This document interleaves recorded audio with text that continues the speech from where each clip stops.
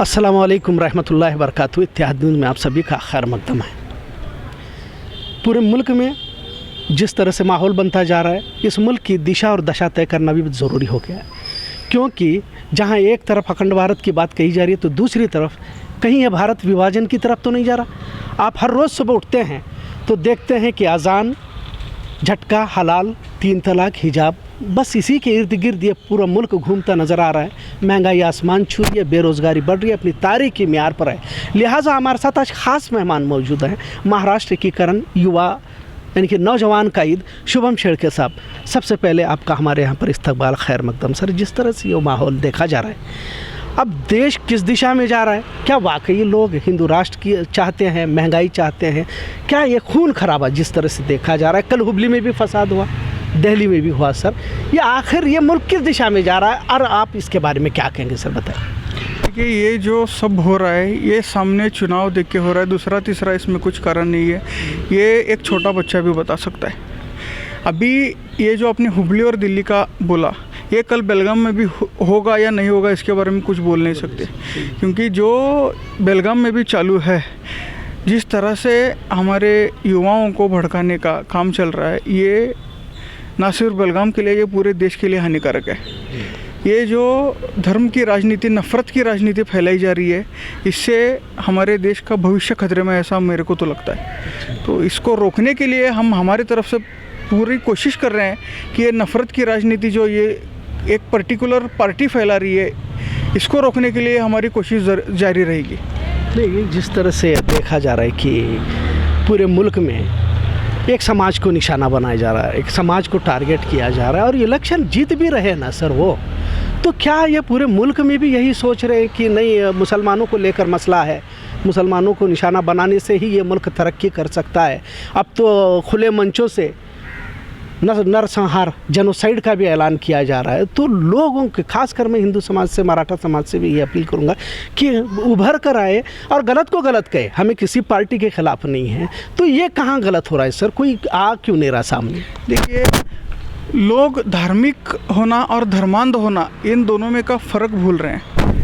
हम जिन छत्रपति शिवाजी महाराज को भगवान मान के उनके दिखाए रास्ते हुए पे चल रहे हैं, तो छत्रपति शिवाजी महाराज को भी हिंदवी स्वराज्य संस्थापक बोलते हैं कि उन्होंने हिंदवी स्वराज्य की स्थापना की।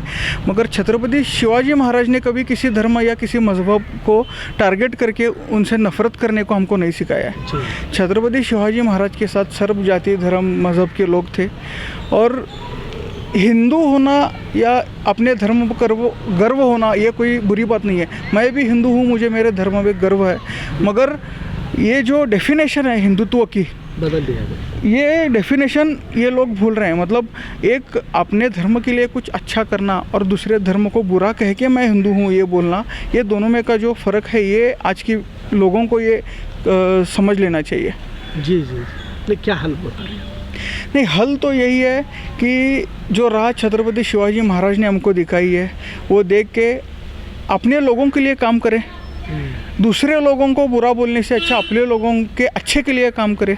ये जो नफ़रत की राजनीति ये फैला रहे हैं, ये बंद नहीं होगी तो इस देश का विभाजन होना तय है, और ये पूरे देश के लिए बहुत ही हानिकारक है। ये जो जहर ये फैला रहे हैं, ये तुरंत रुकना चाहिए, और इसके लिए पूरी हमारी कोशिश रहेगी। बहुत बड़ा तबका मुल्क का बाहर अगर आज ये बिल्कुल एक नतीजतन मोड़ पर है, तो ऐसे मोड़ पर जहां आज लोकतंत्र को बचाना है, संविधान को बचाना है, जाहिर है संविधान के विरोध में इस तरह के तमाम बातें हो रही हैं। जब हम we the people of India कहते हैं तो हम पूरे भारतीय एक हैं। तो अब कहीं तो भी जो है इसमें जो एक तफरके की सियासत, जैसे आपने भी कहा, और अब तो अदालत भी शक के दायरे में है।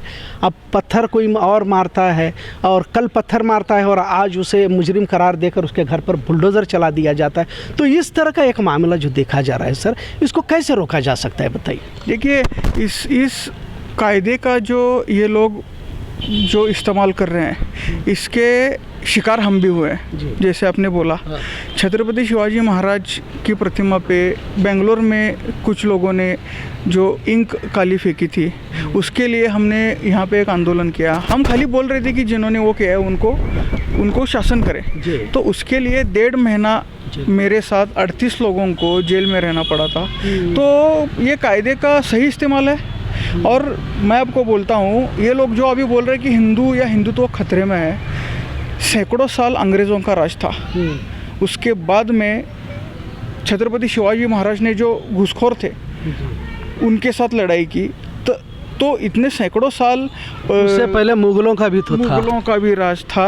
तो इनको इतने साल हम झगड़ के इनके साथ फाइट करके सैकड़ों साल अगर हिंदुत्व खतरे में नहीं आ सकता है, तो ये एक पार्टी की वजह से हिंदुत्व खतरे में या किसी मज़हब की वजह से अब कैसे आ सकता है? देखिए, धर्म ये कभी ख़त्म नहीं हो सकता। जब तक हमारी पीढ़ियाँ चलती रहेंगी तब तक ये धर्म चलता रहेगा। बस इसका उपयोग करके ये जो राजनीति ये लोग कर रहे हैं, ये समझना अभी वक्त के लिए मुल्क खतरनाक मोड़ पर है, इस मानते हैं। मुल्क खतरनाक मोड़ पे है, और अभी अगर आंख नहीं खुली इस देशवासियों की तो इस मुल्क का कुछ कह नहीं सकते आगे क्या होगा। जी, नौजवान जिस कदर इस धर्मार्ध पार्टियां जितनी भी हैं, और मैं तो कहता हूं तकरीबन सियासी पार्टियां इसके लिए ज़िम्मेदार हैं, क्योंकि 70 साल बहुत कुछ मौका था, कर नहीं पाए। लेकिन अब जब उनके हाथ में सत्ता आई 2014 के बाद, जिस तरह से एक तरह का ध्रुवीकरण देखा जा रहा है, कई मौके होने के बावजूद भी हमने गंवाए हैं। लेकिन जो नौजवान पीढ़ी है उनको हम समझा सकते हैं, तो किस कदर हम आप देश को बचा सकते हैं? एक आखिरी आप अपनी बात। देखिए, 2014 में जब ये सब एक परिवर्तन की जो आंधी आई थी, उसमें हम भी शामिल थे। हम भी सपना देख रहे थे कि एक आदमी है जो इस देश का कुछ भला करेगा, या इस देश को कुछ बदलेगा, इस देश को तरक्की की राह पे लाएगा। उस निगाह से हम मतलब हमारे जो अभी मोदी जी उनको देख रहे थे। उसके बाद में जो भी ये चालू हुआ है, ये जब हमको समझ में आया तब हमने अपने हिसाब से काम चालू किया है। ये देश के लिए नहीं, ये छोटे छोटे मतलब अभी पहले कैसा था, एक आदमी अभी एक विधानसभा का एक एमएलए चुन के आया, तो जब तक वो चुनाव लड़ता था तब तक वो पार्टी का था। जब वो चुन के आ जाता था तो वो पूरे कॉन्स्टिट्यूंसी का मतलब मतदार संघ का एक प्रतिनिधि था। अभी वैसा नहीं है। अभी वो एमएलए भी पार्टी का है, और हमको तो ऐसा लग रहा है कि ये प्राइम मिनिस्टर भी पार्टी के ही है। मतलब अगर आप बीजेपी में आओगे या आप पार्टी में काम करोगे तो ही आपका काम होगा, तो ही आपको इंसानियत के नाते देखा जाएगा, नहीं तो आप इंसान भी नहीं हो, ऐसा हमको लग रहा है। तो ये रुकना चाहिए। महाराष्ट्र में देखा है कि शिवसेना भाजपा के विरोध में है, तो शिवसेना के ऊपर ईडी आईटी इस तरह से जो लगाई जाती है, सरकारी यंत्रणा जितनी भी है पूरी अपने कब्जे में लेकर इस तरह से काम किया। जैसा आपने कहा कि अगर आप हमारे साथ नहीं है तो आप देश विरोधी हैं, आप राष्ट्रवाद की परिभाषा इस पस मंज़र में घड़ी जा रही है। तो यहाँ हम बेलगाम की बात करेंगे, क्योंकि हम बेलगाम में रहते हैं, तो हमको यहाँ पर अमन कायम रखना है कि एक ज़माने से देखे हैं कि एक तारीख रही है बेलगाम शहर की कि ये अमन पसंद शहर। लेकिन जब से ये भाजपा का उरूज है, फिर हिंदुत्ववादी तंजीमें जो आई हैं, तो तब से यहाँ पर भी कुछ और आए दिन प्रमोद मुतालिक कुछ न कुछ स्टेटमेंट दे के चला जाता है, कार्रवाई नहीं होती। सर, तो नौजवानों को आप क्या मैसेज देना चाहेंगे? नौजवानों को ये नफरत की राजनीति समझ में आनी चाहिए। वही हमारा तो एक लक्ष्य है कि इस सब से उनको बाहर निकल के, देखिए, हिंदुत्व की व्याख्या मैं आपको 1-2 मिनट में बोलता हूँ। अगर ये भी जो कश्मीर फाइल जो ये इन्होंने एक पिक्चर रिलीज़ हुआ था, उसका प्रमोशन पीएम ने तक किया। अगर उनके साथ अन्याय हुआ वो दिखाना चाहिए, ठीक है।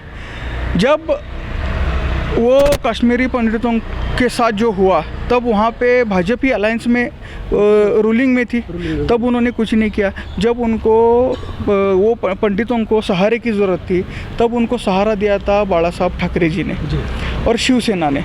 तो आपसे अलग होने के बाद शिवसेना हिंदुत्ववादी ही नहीं रही।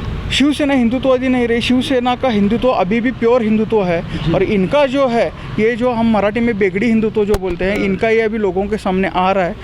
और इतना भी ये इनका एक पिक्चर को ये इतने बड़े पैमाने पे प्रोपोगंडा के तरह यूज़ कर रहे हैं, इससे इनकी राजनीति और इनके मार्केटिंग का जो उनकी जो मेंटेलिटी है, ये समझ में आती है। तो नौजवानों को वही क्या बोलते? नहीं, नौजवानों को इस सब से दूर रहना चाहिए।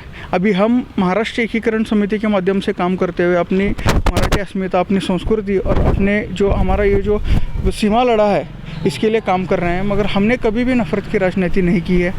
तो मेरी उनसे एक विनती है, आप खुली आंखों से और खुले दिमाग से एक बार ये सब सोचें, और जो सही है उसके साथ खड़े रहे, इतनी ही उनको मेरी विनती है।